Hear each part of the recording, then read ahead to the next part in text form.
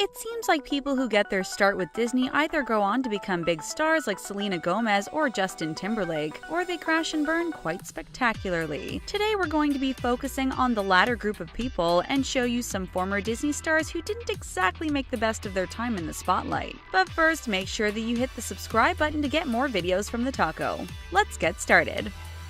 Lalaine Vergara Perez. You probably remember Lalaine Vergara Perez from her role as the plucky teenager Miranda on Disney Channel's Lizzie McGuire. She was one of the titular character's best friends, which is why it raised a ton of eyebrows when she suddenly disappeared. We would have thought it was impossible to have a Lizzie McGuire movie without Miranda, but it happened. Then the Lizzie McGuire movie was released in 2003. The show barely acknowledged that she had ever existed, let alone the fact that she was a major character. The story was that Lalaine was focusing on her music career, but the truth was something else entirely. Lalaine now calls those days a dark period of her life that she wishes she could forget. Although she did sign a record deal, she also turned to drugs. At a low point, she ended up getting arrested and subsequently pleading to charges of drug possession. This all culminated with a stint in rehab from which she thankfully emerged. According to Lalaine, her life now is relaxed. She works in order to get the bills paid and tries to hold her head high and stay on the straight and narrow. Brian Bonsall.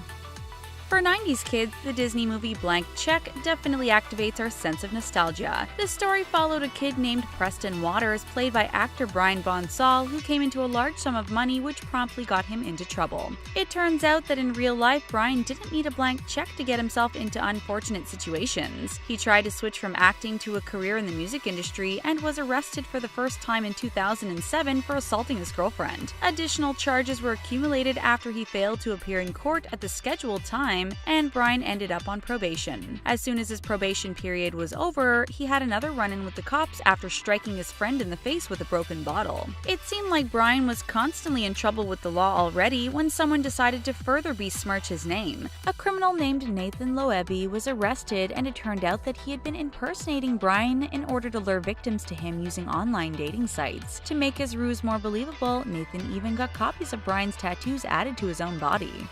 Brad Renfro.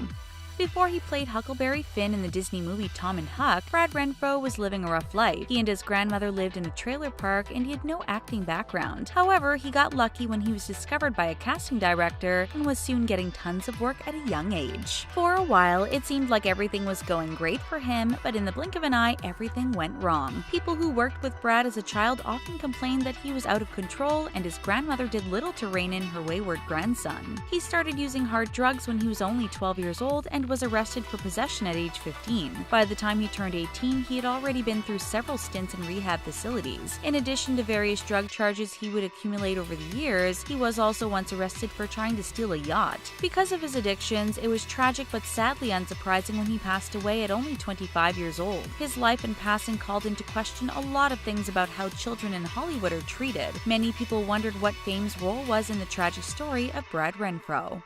PewDiePie. You probably know Felix Schellberg by his online moniker PewDiePie because, let's face it, everyone knows who he is at this point. He dropped out of college to focus on his YouTube channel, and shockingly, that ended up being a good financial move. In just a couple of years, he had over 1 million subscribers and was amassing a huge and loyal fan base. Forbes declared that he was the richest YouTube star at the time, and that's when Disney decided to step in. Their branch, Maker Studios, partnered with PewDiePie and offered to help him promote his content. With his massive following and Disney backing him, the sky should have been the limit. But things went downhill for PewDiePie really fast, and at the end of the day, he has nobody to blame but himself. He had a history of being abrasive in the past, but he outdid himself with a series of anti-Semitic comments. Even his most loyal fans balked, and Disney dropped him like a hot potato. YouTube pulled his premium ads and canceled the second season of his show. PewDiePie insisted that he was just joking at first, but later admitted that he had perhaps gone a bit too far. Jake Paul. Another massive YouTube star who got involved with Disney is Jake Paul. He got started on the now defunct app Vine and accumulated over 5 million followers. Jake Paul was so popular that Disney reached out to get him to star in a comedy series called Bizaardvark. The show was a big success, but thankfully for him, Jake Paul didn't quit his day job of making YouTube videos. Although he definitely has a large following of fans, it seems like he's always making at least as many enemies. His video, It's Everyday Bro, was watched over 70 million times, but it also became became the most disliked video on YouTube. While many people can simply not watch his content, his neighbors weren't so lucky. The citizens of Beverly Grove in Los Angeles have made tons of complaints regarding the constant barrage of pranks and parties hosted by Jake Paul. There were complaints and lawsuits all around, and Jake Paul was in the center of it all. The situation became so toxic and controversial that he got himself fired from Disney. He tried to claim that it was a mutual decision to part ways, but nobody was buying it, especially considering the fact that it was in the middle of the season. Kermit the Frog. We're not actually talking about Kermit the Frog, who we know is just a puppet. We're talking about the puppeteer behind him, Steve Whitmire. For 27 years, he provided the voice for our beloved Kermit, but it turns out that it wasn't easy behind the scenes. Whitmire wanted to do much more than provide the voice of Kermit, and he grew frustrated when he felt that his thoughts and opinions weren't being valued by producers. According to him, he was under the impression that he was appreciated by Disney and was even hoping for a raise and promotion soon. Instead, he was sent packing, and to add insult to injury, many members of the late Jim Henson's family agreed with his termination. Disney was sick of dealing with the constant barrage of unwanted input and decided to get rid of him entirely. Whitmire was desperate to save his job, which had been an enormous part of his life for nearly 3 decades. He even tried to have his lawyer draw up an agreement which stated that Whitmire would keep quiet and follow directions, but Disney wasn't having it. They claimed that Whitmire had unacceptable business conduct and stated that he was known to be aggressive during union meetings. Jake T. Austin. Although his real name is Jake Austin Szymanski, you probably know him best as Jake T. Austin. His relationship with Disney started out when he was very young, and for a long time it seemed incredibly promising. Beginning when he was only 7 years old, he would be nominated for a Young Artist Award 5 times. He played Max Russo on Wizards of Waverly Place of the Disney Channel, and would later play Jesus Foster on the ABC Family series The Fosters. And since technically ABC is owned by Disney, you could say that he was quite entangled with them. But everything was going well on set, yet the same couldn't be said for his life behind the scenes. He was caught driving under the influence, and the incident resulted in a 4-car pileup when he slammed his vehicle into 3 parked cars. Although he got away with a few months of probation, reports of other erratic behavior began to surface. This includes an alleged tantrum that took place at the 2014 Teen Choice Awards when employees didn't recognize him. Even Disney had enough and terminated his contract with them. Jake tried to claim that he quit because he didn't have enough screen time, but many are skeptical of that claim. Orlando Brown.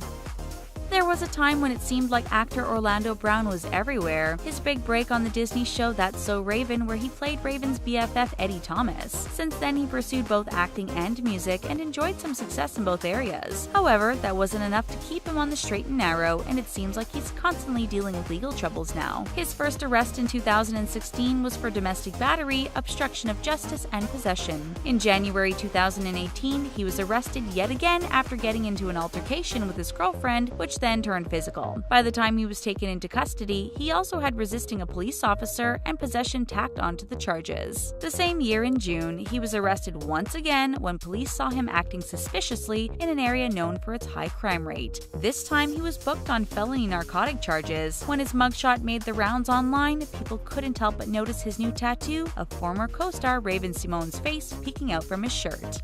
Mitchell Musso.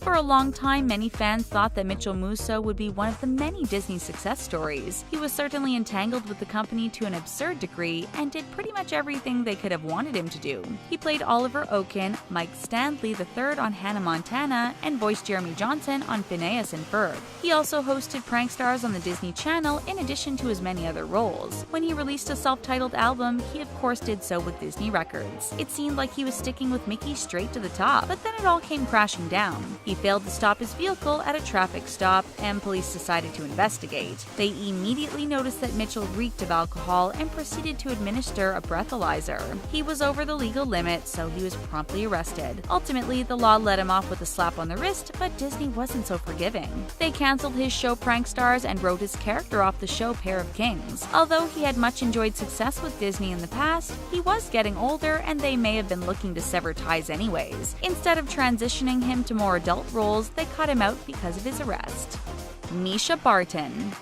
She's probably best known for appearing on The OC, but Mischa Barton got her start as a Disney star. She played the lead in A Ring of Endless Light, which kicked off what looked like a long and successful Hollywood career. In 2007, it seemed like things were going well for her when she was named as one of Teen Vogue's rising stars. That same year, she fell ill after mixing prescription drugs with alcohol and was later arrested for driving under the influence. She called the incident a low point in her life, but there would be more to come. Rumors started to roll in over the coming years that Mischa was extremely difficult to work with and was becoming a burden on set. In 2009, she ended up in a psych ward due to her rapidly declining mental health and began to withdraw from life in Hollywood. A few years later, in 2015, she sued her own mother for breach of contract and fraudulent misrepresentation. Recently, it seems like Mischa is back on track and doing better than she had been in years.